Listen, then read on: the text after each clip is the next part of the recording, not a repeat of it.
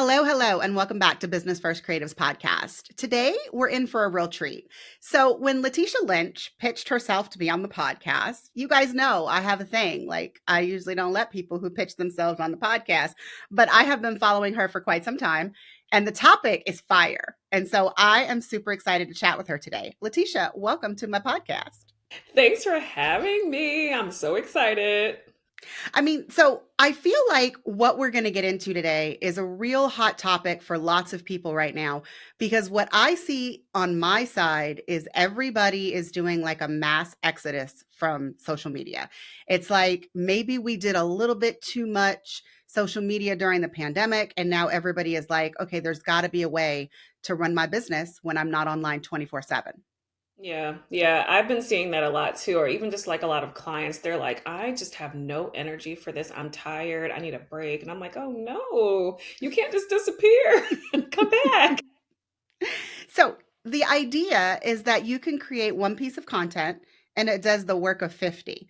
So as a math person, I want to know why 1 in 50? Like, did you pick that out of thin air? I did pick that up in there, but the concept is like the movie Inception. It's like a piece of content that's within a piece of content that's within content, basically. And I feel like, I mean, if you thought about Inception, it really can do the work of so much. And for too long, we were trying to overproduce content anyway with the short form thing. Mhm. And it became you producing 50, literally 50 pieces of content. And I wanted us to reverse that because we literally can. And you'll see why when we get into the conversation for sure. Yeah. And so I know that you're a rather new mom and newish. Define for me what newish is. Well, yeah, I should even say that because my kid's 9. I still call him a baby. But I mean, when I say that every stage of motherhood, and you'll probably understand this too, is completely different. So he's now in elementary school, which is completely different than when he was a toddler. Like elementary school and the schedule has really messed me up with me having homework and having to pick him up on the elementary schedule versus daycare schedule where they're in there until 5 and now he's done at 2:15. It really messed everything up for my schedule and just my productivity. I also have ADHD, so knowing that I have something at 2:15, I'm distracted because I know something's coming at 2:15 all day long. So it's just been a really big rude awakening for me as a mom. And I thought every stage I think it's going to be over that I'm worried about something or distracted by something. And then every stage there's some new thing. So what's coming in middle school? I don't know. I mean, as someone who just had a kid who left middle school, I felt like middle school was pretty low key. As long as they have activities after school, I feel like my day got a little bit extended, especially we're currently in volleyball season. And while Chloe has transitioned to high school, she has 2 hours of volleyball practice every single day, and she has games twice a week. Oh, And so, please give me yeah, something. I mean, right now I am completely alone in this house from 7:45 until at least 5 o'clock every single day. I can't wait. I don't know what I'm doing anymore. My day is not my own. No, and a few years ago, my kid was going to 2 different schools, and so I was a lot like you. I couldn't start, like, any activities because I was like, "Oh my gosh, at 11 o'clock, I have to get her from school number 1 and take her to school number 2," and then I only had two and a No. half hours before I had to pick her up at the end of the day, and then again, during Yeah. volleyball season, I was taking her back to school number 1 for volleyball practice. So I was just an Uber driver for a solid year. 1000%. He just started riding the bus. So I get it. Being a Mhm. mom is just a whole scam. I've been So scammed. I mean, but it is a scam that most of us like. I mean, I do embrace it. I I do. love it. Oh, I love it. I love it so much, but it's a scam.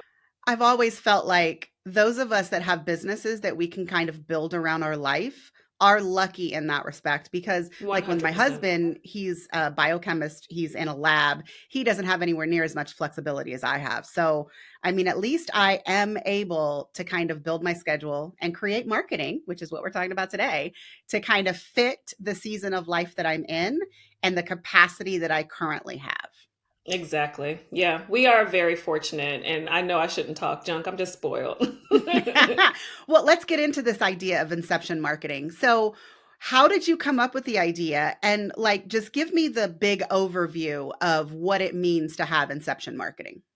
So the overview is when I think of Inception Marketing, it's like you creating one piece of content that really connects from an idea of, like, you're basically planting the idea of you want them to buy the thing, right? You want them Mhm. to connect with your concept, your methodology, but you want that one thing to lead them to, your email list, but you also want it to lead them to working with you. You want it to lead them to being curious about exploring what other things you have going on. And I feel like a lot of times we are hoping that one piece of content is going to do one job, like one call to action is supposed to be the thing that makes us the most money. It's like, no, this one piece of content needs to be striking up conversation, striking up curiosity. So that's kind of what the concept of Inception is. It's building an invisible conversion system so that there's enough trust and searchability that they can do their research, get all their questions answered, and kind of go down a rabbit hole. Is what you want people to do. You want people to be able to go down a rabbit hole of curiosity with you if you do your job well with a piece of content. And I feel like people are going to be open to this idea because repurposing has been like that key word throughout the entire pandemic. But so tell me how this is different than repurposing because I Very different know, from yes. repurposing. I hate the word repurposing. When I hear people talk about repurposing, why it's stressful to the average working mother or just the a solo entrepreneur who doesn't have a huge team, especially that's helping them with marketing or sales activities, is that you're telling me that now that I made this really long thing, that I have to turn it into 72 other pieces of content when that was all I had. That one idea was the time that I had mental capacity to come up with some creative idea. And why this is different is because that one thing, if you structured it really well, will do the job that you were hoping those other 72 pieces were going to do. So I'll give an example.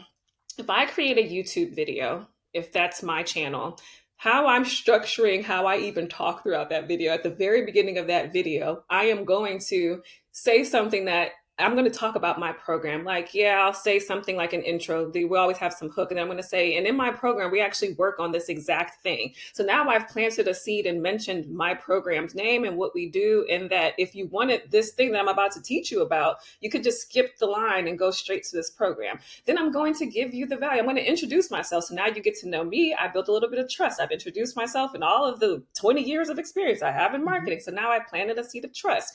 Then I'm going to start talking. And in the middle of me talking, I'm going to then come back and talk about that program again or that offer again. So now I've seeded that program another time.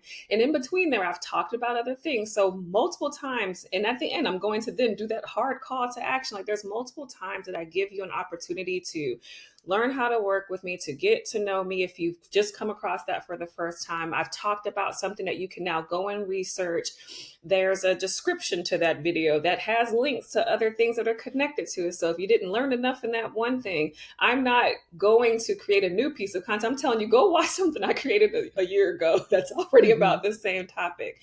That's what I'm talking about. Instead of me expecting to create 50 more things from this one thing, I'm going to connect this one thing to things I've already done.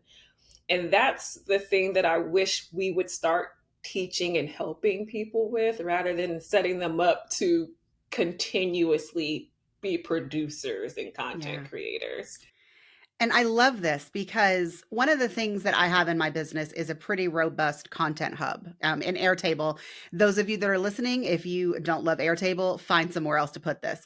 But one of the best things about my hub is that I have all of this content that I've created in the past, and I have information about those different pieces of content so that if I make a new piece of content this week, I can look very quickly to get the links, to get the information, to figure out what the hook was last time so that I'm not reusing the exact same hook this time. I mean, it takes some planning, it takes some organization. But what I hear you saying is that I don't have to double how much content I'm making. I just have to be really strategic about the content I've already created. Exactly. And the fact that you've done that makes it so much easier instead of you having to remember, which, I mean, I don't know about you, but I forget what I wore yesterday. I forgot what Yes. I wore this morning. So if I can't remember, having something like that is brilliant. But for the average person, even if you don't have that, like, what did you talk about? Go look back at, like, what were you launching before the same offer? What did you talk about the last time you talked about this thing? Mhm. Because something already exists. Like, stop recreating more and more things because you've already done this work and you've been Yes. doing it for however long. One of the things that I just assigned to my virtual assistant literally this week was to go back into script and pull every transcript from every podcast that I've Mm-hmm. done and put it Mm-hmm. inside the Airtable hub because I've been Exactly. really good about being organized, but I'm realizing now that Airtable has its own little AI fields, I can actually use those and the search capabilities to actually find content if I didn't, specifically label it or organize it the first time. Like maybe there was a concept that was in a piece that I did three weeks ago, 3 years ago, whatever it may be. And I didn't know that that little bit was important until it came back up now. And I'm like, oh man, I'm searching and I can't figure out what piece of content that is. But if I have the actual copy, the actual transcript inside of this hub, I'll be able to search for it. Coley, I did not know that because I've been using Airtable for years. That Mhm. this is new. Yeah. Oh, And I'm honestly, excited. I haven't been using AI in there. I've only been using it this week. One of my business besties is doing a presentation soon on how you can use the AI inside of Airtable. And I was like, Mm-hmm. oh, and I did some research though, because when they first came out, it was like you did one thing and all your tokens were gone like immediately, but it has gotten much better now. So it is something you should explore. Mm. Put me on. But so, okay, let's come back to this idea because I hear you saying this, and I know the first objection that we might get is, okay, but I don't have a YouTube channel. Does It this work doesn't for other matter. mediums? It does. When I said YouTube, I mean anything that you have yapped. And like you just brought up a great thing. So I have a membership and I do these sessions. It might be 60 minutes, it might be 90 Mhm. minutes. If you coach, if you have one on one sessions as a strategist, I do strategy as well. I have these long 90-minute strategy sessions. I pull those transcripts as well. You are constantly talking through things and saying things. And podcast, your blog, the lives that you've done, whatever you have done that was long enough for you to, and you've done in the past, you have enough stuff somewhere that you can reference in other places. But it's not even just these big pieces of content. When I say Inception, when someone goes to watch whatever or read whatever piece of content, your LinkedIn post, even, what else is on your LinkedIn? You have a profile, you have a bio, you have featured posts. Do you have your account even set up? Because that is part of Inception. When you make a post somewhere, there are other things that they're looking at. Once they've checked out that one post, they're going to be nosy. What are they going to see? If they're on their Instagram, do you have your little highlight setup, and besides your bio, did you use one link or did you use all 50 of the links that they give you now? Like, do you have the highlights? Did you do any of the extra feature? Did you have the pin post? All of those things create that ability for them to be nosy and stay there for a second, and you kind of are guiding their thought process. That is Inception as well, because you are taking them down a mini rabbit hole, and that is guiding the conversation. What are you guiding them to? So when I'm launching something or focused on a particular service at the time, those are the things that I highlight. I pin and change my pin posts all the time. They're not the same, like, welcome, this is my name, introducing myself, and here are the 3 services I offer, and here's my lead magnet. I don't keep those same pin posts up. I change them all the time. I change them out based on what I'm focused on, because I'm guiding the conversation, because I know that I'm creating this specific pathway that I want them to be dragged down without me actively being involved. I mean, yes. I just want to say yes to all of that. And one of the things that I just realized when you were talking about this idea of the content and mixing in the other places that you have it is I feel like so many marketing gurus or people who are giving marketing advice are like, you need to drive everybody to your email list. You need to get them off Instagram and get them on your email list. And I know, in case you got, she sighed really loud, I'm but sighing and rolling what, my eyes as hard as possible. but what I really love about this inception concept is that you're actually not trying to push them, is what it seems, to a different channel. You are trying to make sure that no matter what channel they feel comfortable following you on, that they're still getting the same messages, the same information, the same opportunity to consume your content, but in a way that makes sense to them. Because if I send an email, and I have people who just read my emails, if they're interested enough, they will go watch the YouTube, or they will go listen to the podcast, or they will read the additional blog post that I linked. But all of them are kind of giving them the same concept. It's just in a different format that they may have a preference for. It is 100% that, but I'm also thinking about the person that's running the behind the scenes, you as Mhm. the service provider, as the coach. If you do not like email, but then people keep telling you, well, you got to build this email list. Now there's yet another pathway that you have to build all of this content for. And if you're really high in demand right now and you have a lot of deliverables due, that's the last thing that you're going to really commit to. So now you're, I don't know if you, I won't say any bad words, but you're Oh, no, lots halfway of doing. cussing. Go ahead. Okay, good. Well, you're half-assing yet another marketing channel. So now this one isn't working. And now you're thinking, well, marketing doesn't, email doesn't work either. It's no, email does work. It's not working for you because you're not doing what you were supposed to do there. But if I simplify how you market, wherever you're going to actually really give your whole ass, Hmm. then it makes it so much easier for you to get the job done. And that's why I'm saying, and also think about fast buyers. I'm not the kind of buyer who's going to follow you all over the internet. I'm going to, I don't want to talk to you. I don't want to get on your, I don't want to, I don't want you DMing me. I don't want to talk to you on the phone. If I stalk you, I'm going to stalk you personally. I'm going to stalk you, post about your offer. I want to go on your website. It better be there. There better be a link. Hmm. And I want to look at it, do my research, and I'm going to buy it. I'm going to pop up and just buy it one day. I don't want to talk to you. There's a lot of buyers like that. So if you make us have to get on your wait list and then get your 52 emails, and then on the 20th is when the door is open, then you lost me because I was ready yesterday. And Hmm. we're not thinking about the quick buyers or the silent lurkers, which is really popular right now. Everyone's talking about people are silent lurkers. That's why no one's liking or engaging with posts. It's because they're silently watching, because they're overdone, they're tired of all of this engagement. It's just too much right now. Think about how you engage. I look at stories on Instagram and that's it. I'm not on the feed. So you just got I to meet people personally where they read all are. the threads. That's my current thing right now. Threads and then podcast. I am someone that if I'm interested in what you have to say, I love listening to people talk. So I will go binge. I mean, the last person that I considered hiring, I think I listened to 35 of her podcast episodes. And I mean, I did that in a span of, I don't know, a couple weeks. I would hate to admit to say it was a couple of days, but I don't think I listened to that many in a couple of days. But like, every podcast episode, I'm consuming it. And then I went back and I read some more on the website. And then I went back and listened to some more podcast episodes. But like, that's my thing. I don't want to be on your email list and have to wait for you to email me and all this. I want there to be a library of content that I can go look at and make my decision. Now make that easier by saying, okay, now you listen to this. If you still haven't made your decision, you probably needed to hear this. Send me, put the link right in that Mm-hmm. same thing I just read. Walk me through the path. Please hold my hand and just guide me. Don't call me. Don't don't You, DM me. Just you walk know me to the what? path. I feel like a lot of people have gotten away from that, maybe because people are not writing blog posts in the same way that they used to.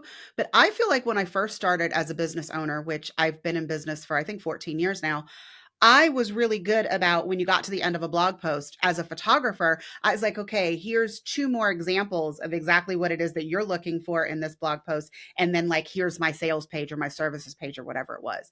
I do feel like because everybody's on Instagram now and no one's They linking you to forgot. additional Instagram, yes, They they forgot just how to don't do have it. that mindset anymore. Yeah, like I'm telling you, when I do a podcast episode, like in the very beginning, I'll say, actually, in the last episode, it's called blah, blah, blah, or episode number, blah, blah, blah, blah, blah. You can, and it's also linked in the show notes. I make sure I'm constantly seeding the other piece of content and seeding the offer. If I'm on Instagram, I might post and like in my stories today, I'll talk about X, Y, and Z or check the highlights. Like you gotta remember that people when they're ready to binge, also Mhm. nothing's chronological anymore on any of these platforms, so you got to just say, hey, I don't know when you're going to see this, but here it is. That's why it's like comment this keyword, I'll just send it to you whenever you get Mhm. there, because you just don't know. If you're on my YouTube, wherever you're going, I'm seeing this information, because who knows when you're going to catch it, who knows when I recorded it. Honestly. So yeah, it's not just for blogs, but blog, I think we're the best people to do that because they were so used to, backlinking and all that. But it should have always been the case, no matter where you chose to market, because you always wanted people to go to the next thing in case if they didn't convert yet, go on where you need to Mhm. go to make your decision. And so I'm going to say, I don't think I'm one of these people, but maybe kind of, sort of. It sounds like I just can't get up one day and just be like, I'm going to create this piece of content and just go record it. It does seem like I do have to do a little bit more planning for my marketing, which again, I feel like a lot of people are doing fly by the seat of their pants marketing. They're not actually sitting down with a plan. But so, because I'm envisioning that this is how it should be done properly and correctly, how much time are we dedicating to like sitting down and making the plan? And how far in advance are you suggesting that people have this plan? Like, is it that I have this idea and that I go and I figure out what other pieces of content I could do to seed it? Or am I building the entire web for maybe a couple of different pieces of content at one time? Does that make This is a sense? great question. It does makes perfect sense. So I like to think of my accounts first so that those are set up properly. So I call the profiles and all that stuff that I kind of mentioned earlier, like, oh, did you already make sure that your highlights and the featured and Mhm. whatever set up? I call that core content because I treat every social media profile, if I'm using a podcast, whatever tools I'm using, that is always a website to me. I'm doing air quotes, it's a website. So I think of how websites have a menu bar in a homepage. I treat every profile that I create like that. I don't even use my LinkedIn, but you bet you that I have my featured post. I have my little quick link so that whenever I do post something, you see that link because I set my profile and my core content up in case if someone's there and I don't have to be there. So that's set up. So always set up your profiles to kind of be the thing that seeds people for you Okay. before you get a chance to do it, because you're not going to always be on it. Like you said, some people are flying by the seat, and I am lately flying by the seat, but sometimes I plan in advance. So I'm not expecting you to always be able to pre-plan, but I would expect that if you are in a launch, or if you're the kind of person who wants to focus on a particular service for a period of time, that you are thinking, okay, is there any other thing that I've covered that's relevant or related to this topic that I want to talk about right now? And you would have to do a little bit of research to see if you've talked about this thing so that you can reference it again, Mhm. especially on like the longer formatted pieces of content like a YouTube, a podcast, or a blog. You would want to be able to link back to or put it in the show notes or put it in the description of one of those things. So I just think that it's minor research. Everyone can't be like Coley and have the Airtable thing with all of the content. But I do think that it's negligible amount of time to look back and say, okay, I talked about this topic today. What other things did I kind of talk about recently or in the last year or Mhm. so about the same topic? It doesn't take very long. It's 20 minutes max for you to go and look real quick. And half of you ain't posting that much content anyway. So go back and look. So you don't have a lot to go back and look You ain't through. got That that is much to true. look back to. So if someone is going to sit down and they want to start with Inception Marketing, what is like the first task? The first task I would say is to have a flow for your longer pieces of content so that you are making sure that you seed your program or your offer, your service in the midst. So if it's a blog post or a podcast or a YouTube video, no matter which one of those, I do it 3 times. In the very beginning, I'm going to mention my offer or my service. In the middle, and then at the end, every time. At the end, it's the harder sell.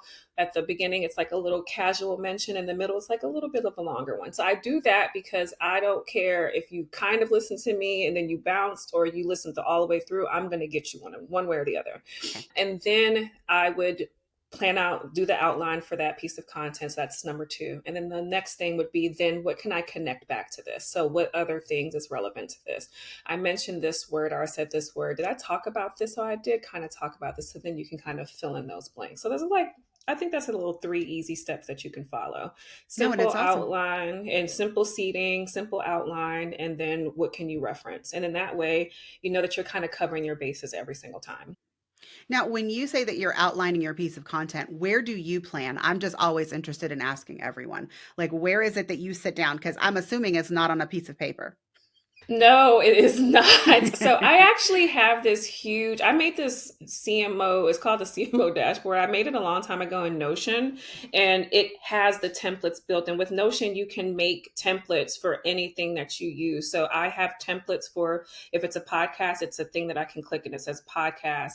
But one time I used to host this workshop back in the day, and for that I made it in a Google Doc. So I Hmm. also have it technically in a Google Doc. And it's the same thing. It has the layout, and it's like it gives them a flow of like, here's your intro, Nice. then you better introduce yourself, and then you better mention your offer. So it's the same thing. It's very simple. But yeah, I No, can't. I got a plan somewhere. I need to know, and I need reminders. I'm not going to remember to do that stuff, and I need threats. Just mention that offer. Mention your offer hmm. again. Yeah. No, I like asking other people about their tools because, again, I talk about Airtable a lot, but I always say the best tool is the one that you're going to use. And there are so many out there. I mean, there's people who use Trello and Asana and a regular Google Doc, like you said. And there are still some people who are using paper planners, which, hey, shout out to you. I mean, there's nothing wrong. I just want you to have one central location, and it should be a repeatable process for you to do That's this. why I actually made that dashboard. And originally it was because I was the paper person. It's like a sticky note on my desk. And then I'm like, where'd that sticky note go? Then it's a notebook from a conference that I got. And I was like, I need a central location so I can find it. Because the more you put in between you and actually execution, like you, the harder you make it for yourself, the less you're going to do it. So I was like, I have to have one place. So, when it comes to actual pieces of content, how much time? Because this is that thing, you ask somebody how much time should you market, and most of the responses that I hear is as much as you can dedicate and not give it away. But like truly, in order to put this inception marketing into place, how many pieces of content should someone be creating like every week? I would say one long form Okay. a week would be great, or every other week. Every other week is what I need you to do. People get nervous, like, oh my God, every week. Well, no, not really, not for long form. So yeah, one every other week for long form, and like two short form things a week if you can, because then that kind of keeps you like present, top of mind. Hmm. And when I say short form, for a lot of service providers, I just recommend whatever you're working on that week. Like you have to do the work. So just talk about, share behind the scenes of what you're doing, because now that kind of just keeps you present. I share these three types of posts. Actually, it'll be really helpful. So one proof post, and I'm not saying in a week, but this is just the types of posts. A proof post so that people can kind of see that the what you're doing works. So whether it's a case study or a client win or something showing that what you do works. A presence post, so that's you actually showing up and talking about behind the scenes or what you've done that week or something that you worked on with the client or something that you taught. And then perspective, so help them like reframe a belief or teach a new way to think, because this way you get a little bit of them kind of seeing you as like a thought leader. So Hmm. those three types of posts, I find a way to kind of like get those in, at least, throughout the week. Okay. Yeah. So we've already talked about how you get started, how you make a plan to outline that one piece of content, you tie it back to the previous. We've now got three kinds of posts that we should be working on. Maybe not every single week, every other day, but like making sure that we have a good variety, which again is something that a lot of marketers will tell you to do. Don't just do the same kind of posts every single day, all day. It gets boring. Are there any other things that we should keep in mind in order to put inception marketing into practice?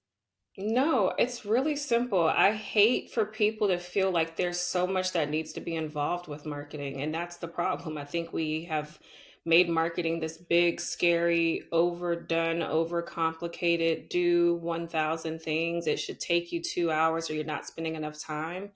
I feel like we're spending too much time on the marketing and not enough time selling and not enough time with the part that like the conversion piece of it. Hmm. Like I think the marketing was supposed to help show people that we exist, but then most people forget to actually do the selling piece of it. So I want you to let them see all the stuff that you've spent all these years overproducing, point them back to the stuff that you have already done, and do a better job of connecting them back to it and pointing them in the right direction, and show them that you work every week already. You're already Mhm. doing work every week. That's why I'm simplifying it. When you asked about the time, honestly, I'm not spending more than maybe, if I gave it a total amount of time, 40 minutes to an hour max on marketing in a week. The rest of it is, honestly, I should be selling. By selling, I mean following up with people who are actually engaging with all these posts I claim I'm Mhm. spending all this time on. They're engaging with the stickers that I post. Do you actually even talk to the people who voted on your little polls that you put on Mhm. your Instagram stories or the threads? They're not saying anything, but did they engage with? Did you go and check in or say anything?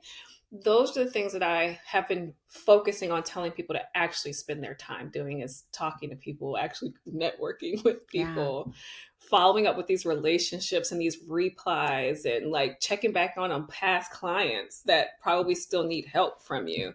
Ding, Those ding, are the things ding. you should be spending your time on. The content should be the thing that you should be spending the least amount of time on, because you probably already did something that had value that no one saw because the algorithm didn't show it. So you probably need to remind them that it exists. No, I love the fact that you just separated the marketing and the sales because I feel like too often we conflate those because people say you need to be selling on Instagram, but that is different than the actual marketing activities.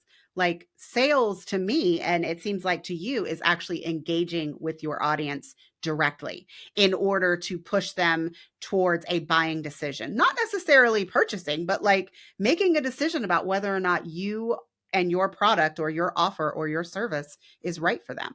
Exactly. And they're showing you micro decisions. Like they did vote on that poll when you asked them if this was a struggle, A, B, or C. Well, when they answered, you just were like, cool, sorry. Hmm. What? Respond to it now. Like you didn't continue the conversation. So I think we need to get better at conversations. And y'all are already fantastic content creators. Now get better at actually Selling. selling and engaging with the people who are engaging with you in even the smallest ways. So I'm assuming now that we've talked about how you do your marketing, are you tracking who is replying to your stickers and your polls and who's DM'd you? Like, are you just kind of running through your marketing channels to look for these things, or are you actually organizing it in some way to where you also have a repeatable system for following up?